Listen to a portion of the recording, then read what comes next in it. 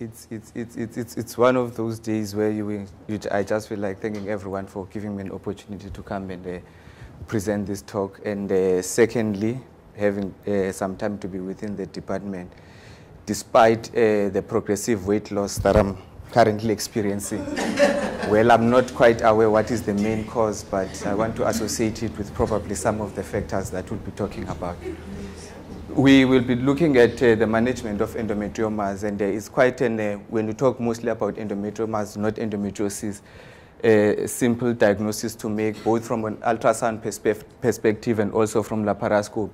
But the main issue is that when it comes to the patient, it's a problem that they cannot see, but the main issue is they know how it feels like, and it's a very terrible problem.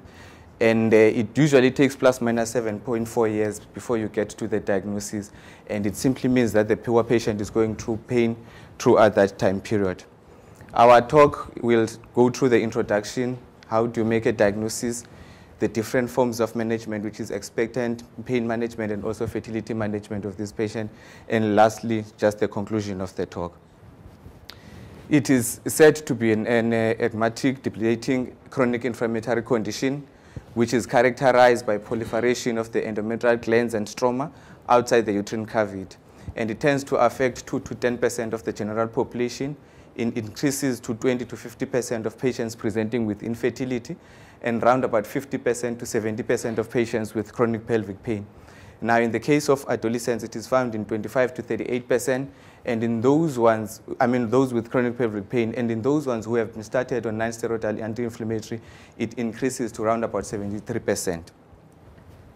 The classification, which only looks just at the pathological classification, you've got an ovarian endometriosis, which is simple nodule implants within the capsule of the ovary, which we'll talk more about it.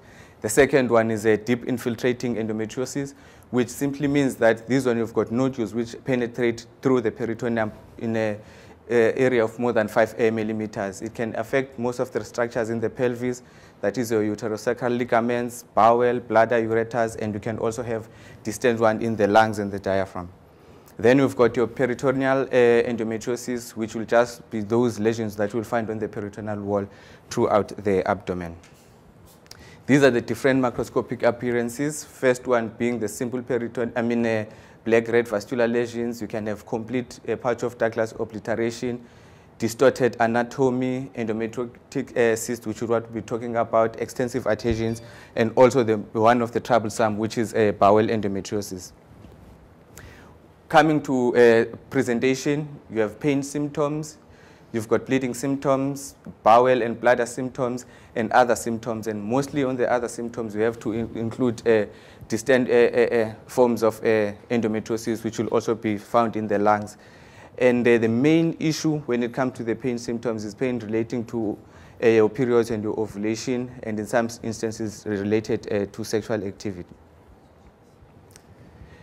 Then ovarian endometrioma is said to be a formation of an ovarian cyst lining by endometrial glands and stroma, and it is seen in 17 to 44% of patients with endometriosis.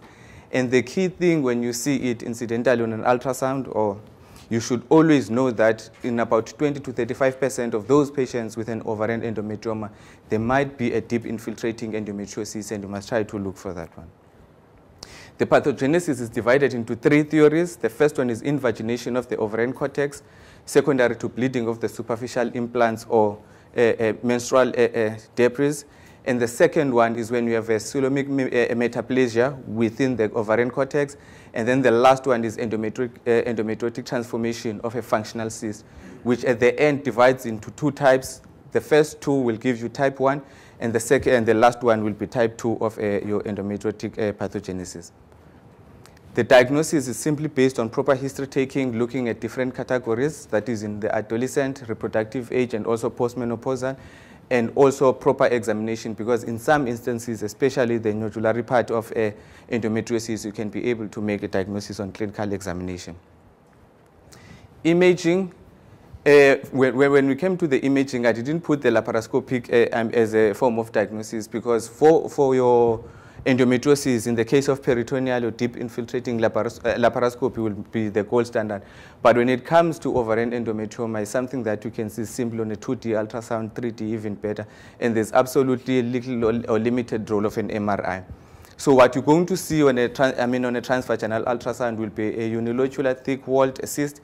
It usually have a ground glass appearance. There might be some air fluid levels, septations, and also calcifications. In the event there are any mass that you can find within the cyst, then you get to be suspicious of a malignancy. It usually has an absent flow within the cyst wall, and it is usually scanty, within the cyst, and then usually scanty on the cyst wall. In some instances, you can see what we call kissing ovaries, which is usually bilateral ovarian endometriomas. And one key note is that sometimes when you're pushing the probe, there might be some form of adnexal tenderness in these patients. These are the simple pictures of an ovarian endometrioma, and on the peripheral with those scanty blood supply to the cyst. This is another picture which is just simply showing your bilateral kissing ovaries. And then in the case of an MRI, they are usually solitary thick-walled masses. They have hypertense T1 signal and also T2 shedding, which is, in the T2 is just a reflecting of hemoconcentration within the cyst. This is a picture showing an MRI for endometriomas. What are the main effects that usually endometriomas will have? The first one is pain, and in the case of adolescents, pain with early menarche is the key presenting symptoms. And then in the case of reproductive age, as I've already said, once an ovarian endometrioma gives you pain, you must always look for a deep infiltrating endometriosis in those patients. The other key important thing is a decline in ovarian reserve. It's actually presented in 2 studies. The first one was the one which was done by Moose in 2018, where he looked at the ovarian reserve, and he noted that in patients with a simple adnexal cyst or benign adnexal cyst, and also patients with normal ovaries, patients with ovarian endometrioma had lower AMH levels as compared to those 2 groups. And then a second study, which was done in 2018, actually looked at the progressive decline of your AMH in patients with endometrioma. But in this study, they only compared patients with endometrioma treated expected disome and patients with normal ovaries. And they noted that there was a progressive decline of AMH of 26.4% versus that one of 74.4% of the controls. And now the key thing about these 2 studies, which there's quite a lot of them, of others, is that it has always been speculated that a massive decrease of AMH is probably secondary to an operative, to an operation for ovarian endometrioma, which in most cases it is secondary to a cystectomy. But now there is evidence to also prove that ovarian endometriomas on their own can lead to a decreased AMH. The next one is infertility, and for ovarian endometrioma on its own, there is no known cause as how does it actually lead to infertility.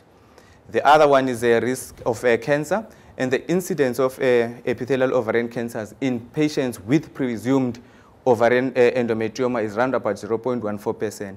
And again, once you see some, the features which are usually suggestive of will be an age of more than 40 years, a CA125 of 200, and also an inward solid mass, which is found usually on imaging.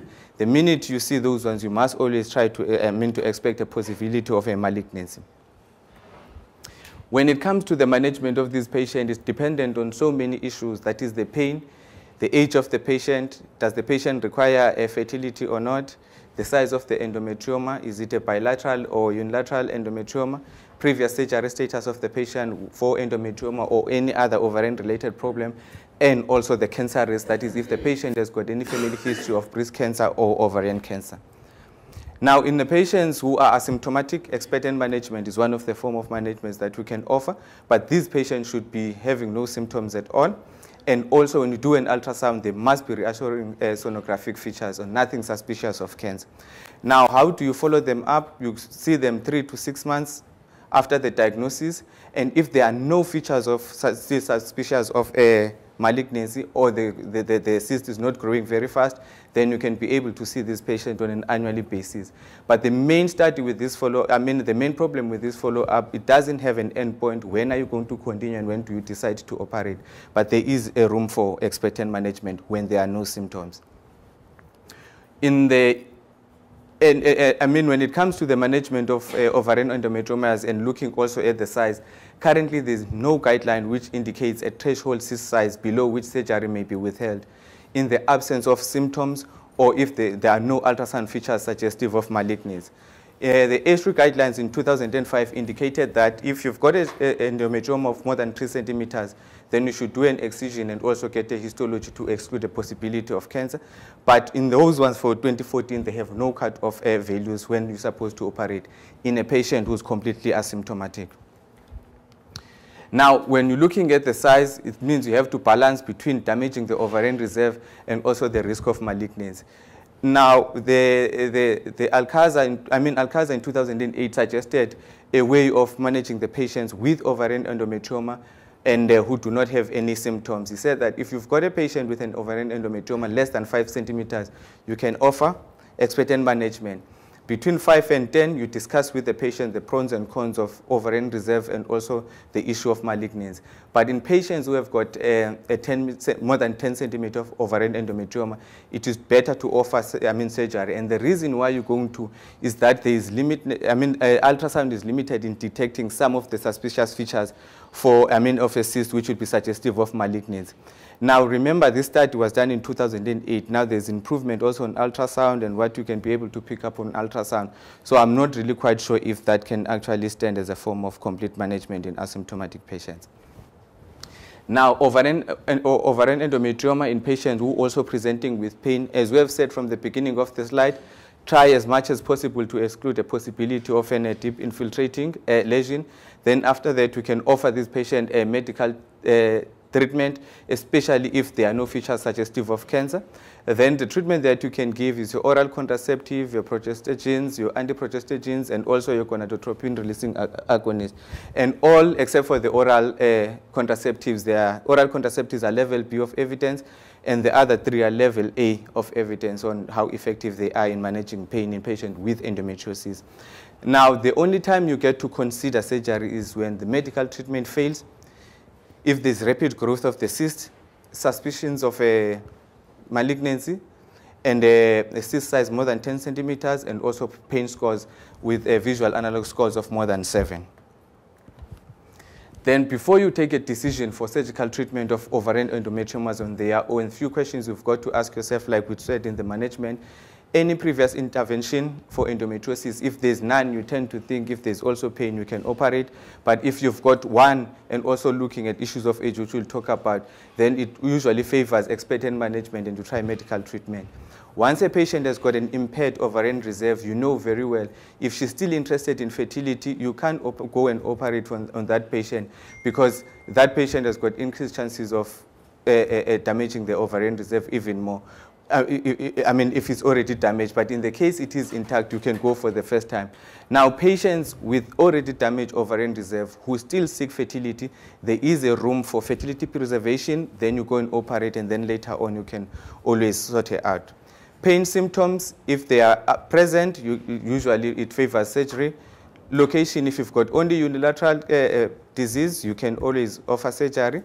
Any features such of a malignancy, you offer surgery. Rapid growth, again, you offer surgery. Then when it comes to age, I didn't put any age-related factors because at most it is also related on the patient's complications, which is one of them will be fertility, which is easier for a patient who's already old, more than 40 years, does not require fertility. The main problem that would be much more concerned would probably be early menopause. The surgical procedures that you can offer for a patient with endometriomas, there is a conservative treatment and also radical treatment. The transvaginal ultrasound guided aspiration is a very tedious procedure that you can do. It will take you a lot of time, and the main problem with it is that it's associated with recurrence rate. There's associated possibility of an infection of the endometrioma, and also there's a possibility of injury to the pelvic blood vessels. So it's one of the things that you will find on textbook, but really it's not one of the issues that is being done in practice. But once in a while, when you're really faced to do it, then you will have to do that one. Laparoscopic aspiration, also associated with recurrence, and the main problem with it is that it is much more invasive. Then the other one will be your fenestration and ablation, total cystectomy, which we'll discuss now, and also cystectomy with combined technique. Now, radical treatment is in a patient with got debilitating pain symptoms, not responding on medical treatment. Then if you decide to offer a radical treatment, it is also, actually advisable to do salpingo-oophorectomy for those patients. With a total cystectomy, it is actually superior to drainage and coagulation bipolar in patients with endometriomas of more than 3 centimeters. And the main benefits for this procedure is that it significantly reduces your pelvic pain. It has got a lower recurrence rate of 9.6 to 45%, but it is associated with risk, and the main risk rather associated with it is a decline in the AMH. Now, 2 studies have actually looked at that, and they noted that if you do an ovarian cystectomy in patients with unilateral ovarian endometrioma, your chances of decreased AMH is around about 35%, as opposed to 50 to 70% in patients with bilateral cystectomy. And in those group of patients, especially with bilateral, you've got a 2.4% risk of complete ovarian failure in this type of patient. Hence, in the planning before you go to theater, you need to know what you're dealing with and what are the patients, what does the patient want. The 3-stage technique is another form of operation which was just looking at trying to reduce the possibility of a decrease in ovarian reserve. What you're doing here is just laparoscopic drainage of the cyst, down regulation with a GnRH agonist for 3 months. Then you go for a second look, where in the second look laparoscopy, if there's still a cyst, you can do a cystectomy, or you can do a cyst wall ablation. If you're doing a cyst wall ablation, the main benefits are that you don't remove any ovarian tissue, there's less thermal injury, and there's also less compromise to your MAH and also antral follicle count. But when we are comparing your cystectomy versus 3-stage, there's only one randomized control trial, which was actually with a very small sample size. So you can't really bring much more arguments when looking at it. And it actually showed that your 3-stage technique has a better results in terms of ovarian reserve using both markers, which is your antral follicle count and also your AMH. But it has got a very high recurrence rate of around about 20% versus 0% in the cases of patients done cystectomy. And the main other limitation about it is the fact that it's high cost. It means you've got to go to theater 2 times, and also at the same time starting the patient on a treatment post-operatively. Then the other one, which was also explained by Donez in 2010, was that one of a combination of cystectomy and ablation during the same procedure, whereby you remove about 80 to 90% of the cyst by cystectomy, and then the rest the rest of the cyst you ablate it, and especially close to the hilum, whereby it might cause much more damage if you do a cystectomy on it. Then after that, you put a patient on down regulation with agonist for 3 months. And then the main issue with this one is that it reduces the risk associated with cystectomy for recurrence, but also decrease the effects done by ablation if you have to ablate the whole cyst. Then, is there any role for medical treatment in patients who've been managed with surgical treatment? As we know, or as I've said, your cystectomy reduces your pain and also recurrence for OMA. Now, in patients who are seeking pregnancy, you can actually start or consider starting them on combined oral contraceptives. But for a short-term period or treatment, they seem not to be effective in decreasing your recurrence rate or even in decreasing your pain scores. But in the long-term form, that is 18 to 24 months, they are recommended because they do reduce recurrence rate for ovarian endometriomas. Now, the main other key thing when you're working on those patients is the expertise of the surgeon who will be doing the operation. As the study that was done by Muzi et al. In 2011 demonstrated that the damage of the ovary is inversely correlated to the surgeon's experience. And the best thing to do is you don't want to play with the endometriomas or any endometriosis-related operation. It is always best to refer those patients, because in some instances you will take things thinking that you are solving the issue of pain, but at the same time having a negative effect on the fertility potential of the patient. Now, in patients who are actually seeking pregnancy, now this group is those patients with infertility. Now, in those patients who have infertility secondary to whatever cause or even associated with endometriosis, do you really have to operate on those patients, or not. Now, there is quite a number of studies which look at these studies, and the first study was the one of Hampton in 2015, where he said surgical management for ovarian endometrioma did not alter the outcome of ART. The next one in 2018, ovarian endometrioma should not be resected to improve ART outcome. And then in 2018, again, surgery for ovarian endometrioma provides no benefit in ART treatment. And remember, in the ASHRI guidelines in 2013, they actually said there is no evidence for ovarian cystectomy in patients with ovarian endometrioma more than 3 centimeters to improve pregnancy rate. So in those patients who are going for ART, there's absolutely no room for an operation. But you have to look at also some of the factors that might be associated. Now, the main risk of surgical treatment for endometrioma prior to ART is that they might be bleeding, there might be infection, there might be impact on the ovarian reserve, premature ovarian failure, incomplete surgery leading to recurrence of the disease, and also potential delay for the ART, especially for the patients who are borderline, that is all patients. But also at the same time, you should be aware of the fact that if you don't operate on those endometriomas, there's a likely possibility of an accelerated progression of the disease, the follicular fluid contamination, pregnant endometriomas like rupture of the endometrioma during pregnancy, undiagnosed occult malignancy of that endometrioma, chemical peritonitis, risk of cycle cancellation, and also challenging oocyte retrieval during oocyte pickup.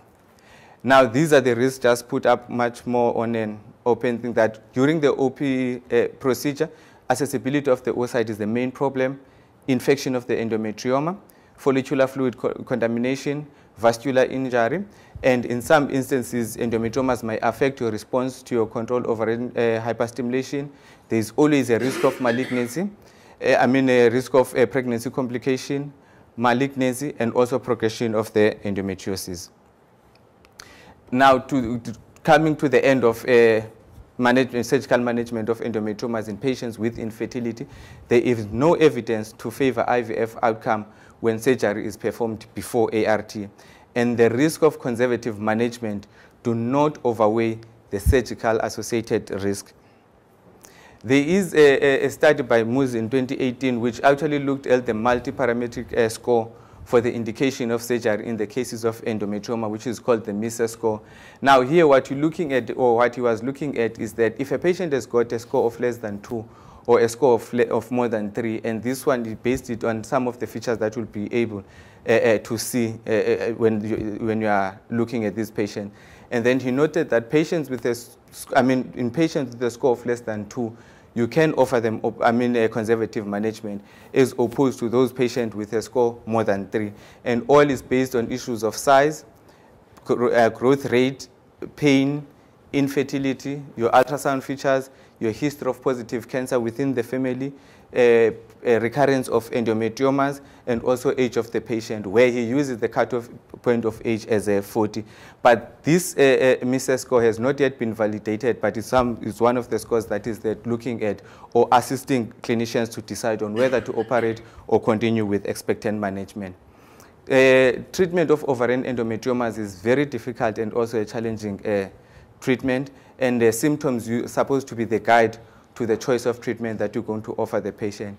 And most importantly, especially for elderly patients, it is always best to discuss the fertility preservation option.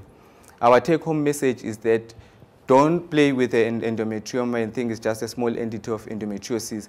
It is a complex form of surgery, and it is always best to refer to someone where you know is going to operate that patient very well.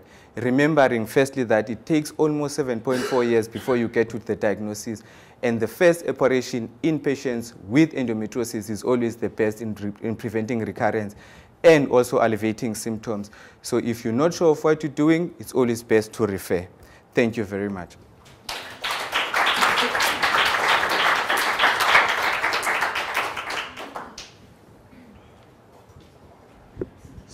Sorry for being late. Prof. Siebert asked me to chair this session in his absence. He apologizes for not being here. Are there any questions from the audience at this stage? Yes. I don't have a question. I just wanted to say it was a very good talk.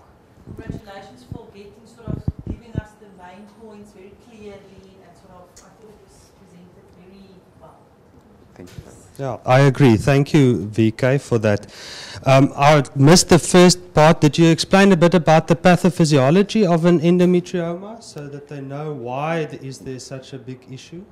Yes, we did All talk right, about it. okay, Yes, we all did right, talk good. about it. Thanks for Yes, Tian? VK, just after this two talk, if you out somewhere and you do operation for another reason or you miss the endometrioma and the lady is asymptomatic in terms of pain, and you find it and it's bigger, say 5 centimeters, what do you do then? Do you just drain it and then refer, or just leave it? Or what would you suggest if it's no incidentally picked up? In that event, there are key issues which you'll be able to find. You want to look at the age of the patient. You also want to look at the how many babies does the patient have. And then in those instances, because leaving it back, you don't know whether you have to come it back. Then in those instances, if you can see that this patient is favorable for surgical treatment, then you can proceed, provided you are able to proceed with the operation. And then you can proceed with it, because you have to be aware of one thing, that if you proceed with the operation and end up damaging much of the ovarian tissue, then you end up with a decreased ovarian reserve. So you have to look at those issues which you can get from the patient's notes, and then you continue with the operation. But in the event where you've got an old patient who probably has got a history of infertility, 40 years plus, it is always best just to do the drainage and then you'll sort the other things after that. But in a younger patient without any problems, then you can do, and especially if it's a unilateral problem, you can continue with the cystectomy in that instance. So, sorry, Vika, just sort of repeat your summary there. So you said that if you, in an incidental finding, in the incidental, because you use a size of 5 centimeters or more. Incidental finding, and a patient who was admitted and she also presented with history of pain. In those group of patients, if it's a younger patient, no problems with fertility, you can do a cystectomy. But in the patients who are older patients with probably a possibility of, then it's always best to do a drainage and then you'll be able to sort it out. I'm not so sure I agree with that approach, you know, and especially, and I know what you quoted now, but especially with your bigger endometriomas, I think your risk of damage to your ovarian reserve with a cystectomy is even greater. So yes. For me, the bigger the endometrioma, I would favor a three-step approach. You know, drainage rather, down regulation, shrink that endometrioma or shrink the ovary, let the cortex restore itself, and then go and possibly attempt a cystectomy at a second stage, if at all. So I will be a lot, and I think we see the most of our damage to our ovarian reserve with the bigger endometriomas that underwent cystectomy. So yeah, that's the one part of your message today that I didn't quite agree with. You know, is the size. You know, and mine. I think there is some evidence to support that your damage to your ovarian reserve is more with cystectomies in bigger endometriomas. All right. Whether that damage to the ovarian reserve is specifically related to the cystectomy, or whether that's because of ischemia, because of stretching out of the cortex, that is something that is difficult to ascertain. But some of the studies do show a decrease from preoperative to postoperative values.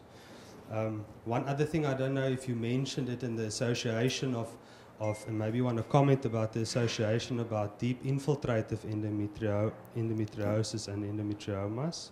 Yes, we did talk about it and said that in a patient with a ovarian endometrioma, 20 to 35% of them will have a deep infiltrating. So whenever whether you're doing your investigations that is pre-operatively, you must always try to look for that one, both from the clinical examination, which is digital examination, and also from the imaging point of view. Yeah, and that incidence increases, all right, almost doubles with bilateral endometrioma. All right, any other questions, Prof?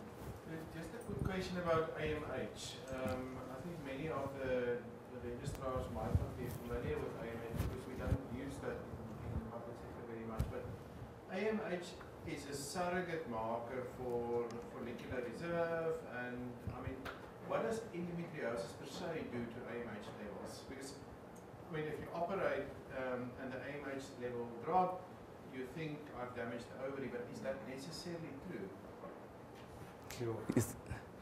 With the AMH is it's one of the surrogate markers just to look at the resting follicular pool and see what is your ovarian reserve. But with what we've just talked about now, it tends to be both, in some studies, both your AMH and also antral follicle count in patients with ovarian endometrioma without being operated. So it seems like even endometriomas on their own, secondary to the ischemic process that is going to be brought by the endometrioma on the pressure of the ovary, might actually lead to decreased ovarian reserve. Then when it comes to the operation part of it, because when you are operating, two key things are part of the cyst, because it's a pseudocyst, so when you're trying to remove or encapsulate that cyst, you might damage part of the cortex, decreasing the ovarian reserve, which will be able to measure that using AMH. And the second one is that during your trying to stop or your bleeding using your bipolar, that also might have an effect, a thermal damage to your follicles, leading to a decrease. So with patients, patients both with simple endometrioma, which is big, and also from the operative side, they do present with decreased ovarian reserve to an extent that some of them, depending on the extent of disease and the extent of the operation, might end up presenting with a premature ovarian failure or even early menopause. I understand that completely. My question is really about AMH as a marker of endometriosis. Not only, is there any association between the severity? What I'm asking really is, if you take an endometrioma away, will the AMH drop just because there's no endometriotic tissue anymore? Or No. endometriosis influence in itself? So I think yes, there is oxidative stress and reactive oxygen species present in the peritoneal milieu just with the presence of endometriosis. So endometriosis as such, even in the absence of endometriomas, is associated with a decrease in ovarian reserve. At the moment, we don't use AMH as a biochemical marker for endometriosis. It's not used as such as that. But yes, we do see a reduced ovarian reserve in patients with endometriosis, even in the absence of an endometrioma. This effect is much more marked in endometrioma for the reasons that he mentioned: oxidative stress, pressure, ischemia, etc. And I think, yeah, you can, and I think you, to a certain degree, you did mention that you can and you should evaluate your ovarian reserve with AMH beforehand for counseling for the patient, but also to tailor your management. All right. So a patient with a borderline low or an already reduced ovarian reserve, any form of ovarian surgery might be catastrophic to her ovarian reserve, whereas a patient with a high ovarian reserve or a high normal ovarian reserve may still be able to tolerate a certain degree of ovarian surgery. Once again, one must just put AMH in perspective, all right, and just remember that AMH is not at all any indication of a woman's ability to conceive naturally, all right. So we use AMH purely for two reasons: as a research tool, like we do now, measuring the effect of our intervention on the ovarian or the primordial follicle pool, and secondly then as a measure of the response that they will have to ovarian stimulation in an IVF setting. But yeah, be very careful with your counseling with regards to AMH in a patient, not to unnecessarily distraught them, because it doesn't indicate or give an indication of their ability to conceive naturally. All right, anything else? Would you, if you had an incidental finding of an endometrioma, even not drain? I mean, there are instances in which I wouldn't do a cystectomy, but I would be sorely pressed to not drain. I think if I'm faced with endometrioma, my natural instinct is to at least drain it. Drain it.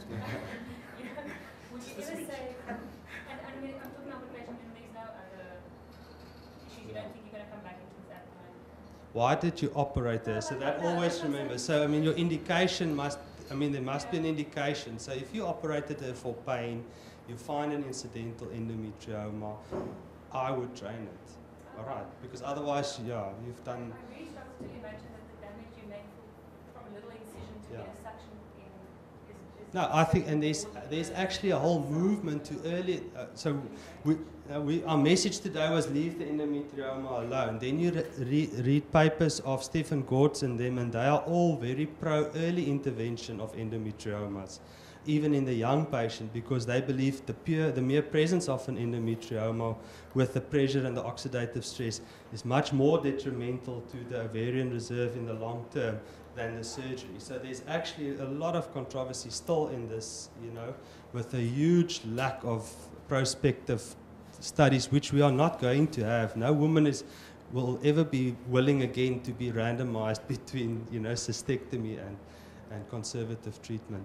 So. Embarrassingly, I found myself in this position yesterday, where a 21-year-old patient who was booked for cystectomy, but the ultrasound showed sort of a multi-locular, it looked more like an infective process. I was even convinced that probably actually is a tubal thing, because it had that sort of pattern to it. And I found that she had quite extensive endometriosis. I think we operated the same patient yesterday then. Because almost exactly the same thing, yeah. Was small, so actually this is but I'm not sure that I would recommend that globally. Yeah, no, I agree. Could be iets bijvoegen. No, I think to operate or not to operate on a patient that wants to fall pregnant is quite difficult, because in many cases you also have an effect on the tubal part of the tubes. There are adhesions. So only doing adhesiolysis helps a tremendous lot. And I think just a mere drainage of the endometrioma won't cause damage. Yeah. So I'd be inclined more to the side of operating patients that want to fall pregnant. So yes. The other thing is I think we don't know. We must differentiate also between surgeons. Some people automatically destroy the whole ovary by doing such a cystectomy.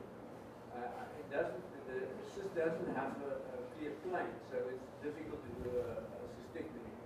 But if you do it very carefully, there's a difference in the outcome, I